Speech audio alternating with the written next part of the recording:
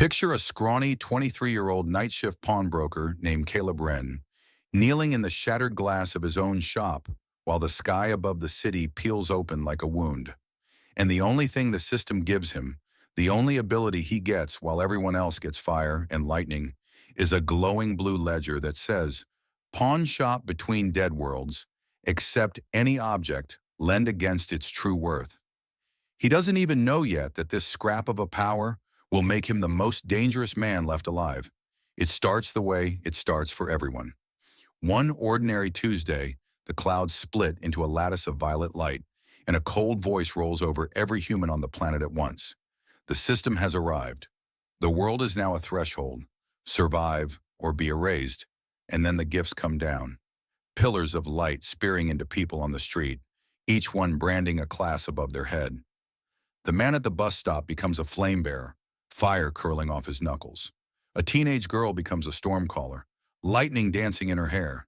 Soldiers, baristas, kids, everyone gets a weapon, a power, a way to fight the monsters already crawling out of the cracks in the sky. Caleb gets a light too.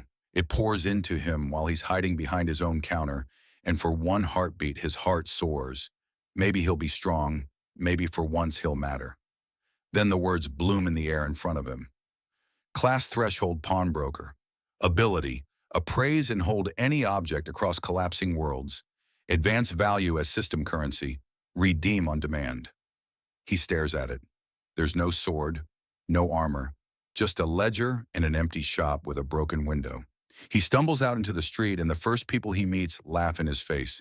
A hulking guy wreathed in flame, the same flamebearer from the bus stop, already calling himself Commander, looks Caleb up and down and sneers. "A pawnbroker? While the rest of us fight for survival, you're going to what, give us loans?" The crowd of new minted heroes snickers and moves on, leaving Caleb alone with his glowing ledger and the distant screams of a city learning that the monsters are real.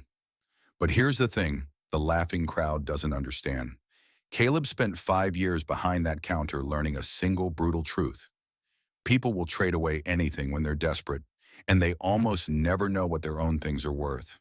And the apocalypse, it turns out, is the most desperate marketplace that has ever existed. The first test comes that night. A wounded survivor staggers into his shop, clutching a chipped, ugly bracelet, begging for anything to eat. Caleb's instinct is pity, but his ledger lights up the moment he touches the bracelet, and a value scrolls across it that stops his breath. The bracelet isn't junk. It's a fragment of an artifact from a world that already died, and the system rates it at 50,000 currency. Caleb hands the man food, water, and a healing tonic redeemed instantly from his ledger's stock, takes the bracelet in pawn, and watches 50,000 points flood into his account. The survivor weeps with gratitude. Caleb realizes, with a slow chill, that he has just become richer than the Flamebearer Commander will be in a month, because that's how the ability works, and it's far from weak. Anything pawned to Caleb, he can hold across dead worlds and redeem at its true value, in food, weapons, healing, even raw power crystals that other hunters would kill for. The system rewards survival, and the system runs on currency, and Caleb is the only man on Earth who can turn other people's forgotten junk into a bottomless fortune. So he opens the doors. While monsters roam the ruins and combat classes die in the streets trying to fight them head-on, Caleb's pawn shop becomes the one safe lantern in the dark. Refugees bring him heirlooms, cracked phones, wedding rings, dusty relics from attics, and he appraises everyone with that all-seeing ledger, advancing them supplies that keep them alive. Most of it is worthless, but buried in the flood are objects no human eye could spot.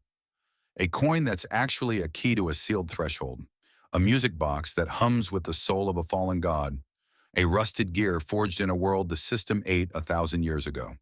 Caleb collects them all, and quietly, item by item, he becomes wealthy beyond comprehension while everyone else is still bleeding. Word spreads, and that's when the betrayal lands.